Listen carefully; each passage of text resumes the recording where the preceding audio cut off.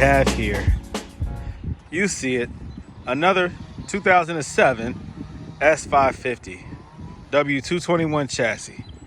Yep, another Mercedes has just entered the Gold Element Autoworks fleet. Now this one, as you can see, now has different wheels. It came with the black with the chrome trim or silver trim Ruccis. That's R-U-C-C-I. Ruccis is a popular brand. They usually make the forged 2-piece, 3-piece wheels. They're quite expensive. A lot of times people put them on old schools, but I took those off of here.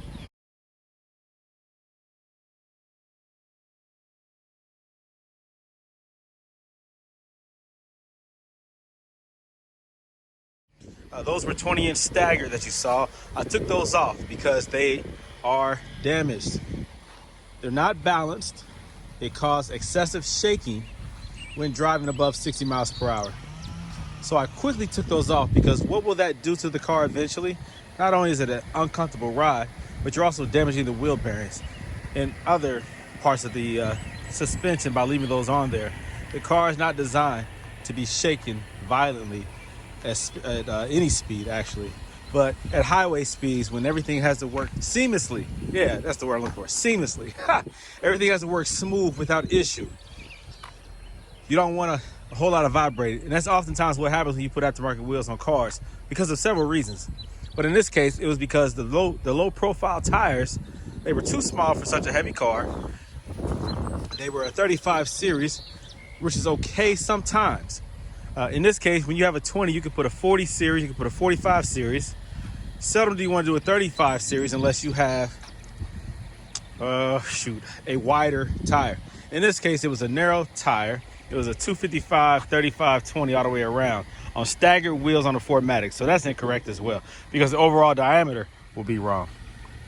You cannot stretch the same size tire all the way around in the rear. It will lower the overall diameter in the rear. It'll be beyond the percentage difference that you can go with a 4Matic. They have to be within a very small window of variance when it comes to overall diameter on a 4Matic. Anyways, so I put these factory 17s. These are factory Mercedes 17s, not from this vehicle, but from a CL500 that I had in 2005. Those are the same wheels, same width, same tires all the way around. I did that so that I could isolate the problem and make sure that that was the issue. Those wheels, they're up there. Those wheels have several cracks in them along the spokes and the outer lip. I'll go up closer so you guys can see them. But those wheels had a lot of cracks in them. Obviously bends as well because it was crazy vibration at 60 miles per hour. Crazy vibration. So this car is a project. This car needs a lot of work. You ready for this? Oh man, good Lord, goddamn! Look at that, that's bad, ain't it? Yeah, that too. Needs a lot of work. This is broken. It's not even connected. You have some cracks. You have a lot of gumming up from whatever this person was doing, like he was spilling soda and smoking in here. Now, this might not be the previous owner's fault. The owner before him, out of, I think, Detroit or somewhere up in Michigan, owned this car previously. And so there's a lot of damage and wear and tear. Things were not handled properly when repairs need to be done. The sunroof. Now, this is the panoramic roof. I said Panamera, not a Porsche. This is I can't even say it. A panoramic roof. So you have dual sunroofs. One works and the other one is stationary. But in this case, the one that is supposed to go up and back is not working properly. When you hit the controls, it's a loud click coming from the driver's side front corner. And so that might be fixable. I'm sure it's fixable. But for the time being, I'll leave it as is. I get around to that eventually. There are some upgrades to the car that I am happy to see with the audio system. And also with this one, the CD changer actually works. That's rare. Most of the time, the CD changer doesn't work. But this one, it actually works. They also have an aftermarket subwoofer and amplifier in the back that actually works properly. So I like that. But yeah, there's some wear and tear to it. Some very noticeable differences from this one and my personal one up there. But we're going to see if we can get this thing together, man, and make it more presentable, make it more my style. Let's see. Exterior wise, well, all the doors work, all the suction works on the door, so I'm happy about that. Exterior wise, it needs a lot of body work. You have here some previous damage that somebody just, used spray paint to cover up. That's jacked up. You got a dent right there. Don't know how you get a dent right there. More body work that's needed. You can see the paint that somebody applied. That's a quick fix just to hide it, but over time, paint out of a can looks horrible. Slight indentation right there. It's hard to see. All right, you see it. Indentation right there. This front bumper is real raggedy. It's missing the liner. Also, you can see right here where it's all jacked up, and then somebody even tried to paint it. Right there.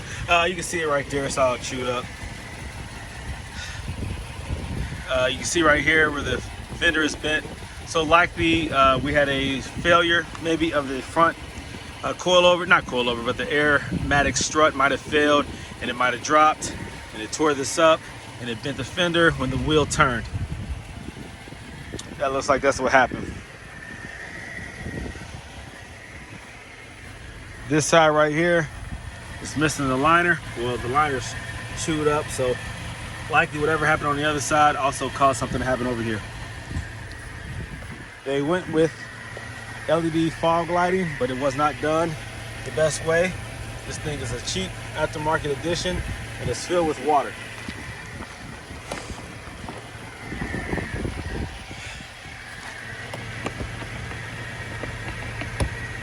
Yeah. So there's a lot of work that has to go into this. Also, it has the usual motor mount vibration from bad motor mounts. It's leaking coolant down here. Now that's from where the hose connects to the lower part of the radiator. It has probably just a worn out connection. You have that U-shaped spring, like a locking spring. I have to remove that, pull that hose off, and see if I just need to replace that hose altogether. It looks like it's probably just full of, it's just not a good seal. For whatever reason, it's not a good seal, and that's where it's leaking from. It's a constant drip. Let's see. You have the sensors that are, of course, not present. They are behind the bumper. They are there, but they're pushed out. So that was likely caused by the damage from the impact once that wheel failed, and it drug and snagged everything up inside of there. So that bumper, at first I said I'll just replace the bumper. It is an AMG style bumper. That's optional, or I could possibly save this one. We'll see. I've done some wonders to ABS plastic using fiberglass, but we'll see what I can do. Also, there is a little bit of transmission coolant, transmission fluid that is leaking from up underneath. There's a couple drips. I had it in the driveway. I saw 2 or 3 little drips. So that needs attention as well. He did say Mercedes charged him like $150 to add some transmission fluid. So yeah, something that you can do yourself, but anything you have Mercedes do for you, it's going to cost you a lot. Here goes another dent right there in the hood. So some work needs to be done here to get this thing to really be what it should be. I love the W221s, but I'm starting to see more and more of these in bad shape like this. I came across somebody yesterday who had a real pretty, it almost looked like a primer gray. It was like a deep primer gray. And from the exterior, it looked very nice. It had the AMG package. It was a S550 4Matic. But when you open up the door, the inside was real raggedy. And I'm starting to see more of these. This is usually, due to the car just being in the wrong hands. These cars are expensive to maintain. These are not like, a Honda Accord or a Camry. These cars require special attention. You do have to have the money to take care of these. And you also have to, take care of your car, period. No matter what kind of car you drive, a Honda Civic or whatever, a Kia, a Hyundai, you have to take care of your car. You can't be content just having a car. And a lot of times, once people get into a Mercedes, they feel like they made it. Well, you have to maintain it. It's just like anything that you own, you have to take care of it. And not everybody has that type of training or discipline. You see, this is broken as well. The cover is missing. That's common. Yeah, it's some work that needs to be done. This is a nice car. I mean, it can be a very nice car. I don't like tinted windows on these cars. They do the same thing on all S550s. When you put tint on the side, it looks like mirror. The tint on the front will look kind of purple. That's not tinted, but just because everything around it, the inside is black. The surrounding windows are tinted, so it makes the front windshield look a little darker. It gives a slight purple hue, but in the back it's actually tinted, and it definitely has that purple hue. So that's just what it is. Whenever you tint these Mercedes, these S550s, you will get that. It has silver lamination in the front and the rear. The sides have a mirror type finish. So when you add tint, it always gives a mirror finish, which looks good sometimes. Most of the time, to me, it does not. I don't like the contrast. If I want tinted windows on my car, I want it to be black, like how the Escalade is. They don't do that. Mercedes does this on certain models, the CLs, the S-Class, the G. I think the newer GLs have it. I mean, there's certain cars that Mercedes does that too, where they give off that look when you put tint on them. So I'm not a fan of that. So I definitely will be removing that tint. You know, I don't do that. But I'm going to make this car look nice, man. Stay in touch. Continue to watch my videos. I'll continue to put projects or videos together regarding this project in particular. I still have the CL up there that I'm working on. Matter of fact, let me walk up there. Plus, let me show you these wheels. Let me show you these wheels. Oh yeah, also this mirror is busted. You can see the gap right there. Yeah, that shouldn't be right there. So at some point, I don't know what happened. He probably hit something. Oh yeah, and here goes another big thing. Look at this crack.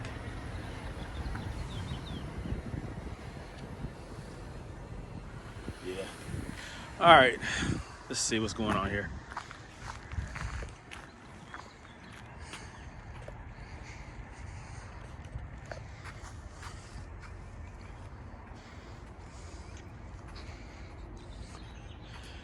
All right, so these are Rucci's, the popular wheel, very popular. Forgiatos, Rucci's, these are all high-end style wheels that people love to put on old schools and cars. You know, for the car shows, they put 30s, 28s, 26s, whatever. These are just simply 20 stagger. This is the black label edition. But as you can see here, that they were not taken care of. I don't think the previous owner did this. I think the owner before him put these on there. And they're real jacked up. With the stretch tires in the rear and just not being careful, he tore these tires up. They have cracks, hairline cracks. Let me see if I can find one. They're real hard to see, but usually the cracks form right here in this little crevice like that. There's a lot of cracks on these wheels. Some of them leak, some of them don't. Here goes another one. Yeah, some of these leak, some of these don't. On the whole passenger side, front and back, they all had low tire pressure because of those leaks. So, you know, I'm going to just sell these wheels as project wheels for anybody who wants to repair them. Somebody might be gung-ho about them being Rucci's. It doesn't impress me. I don't care about the wheel, the name in particular.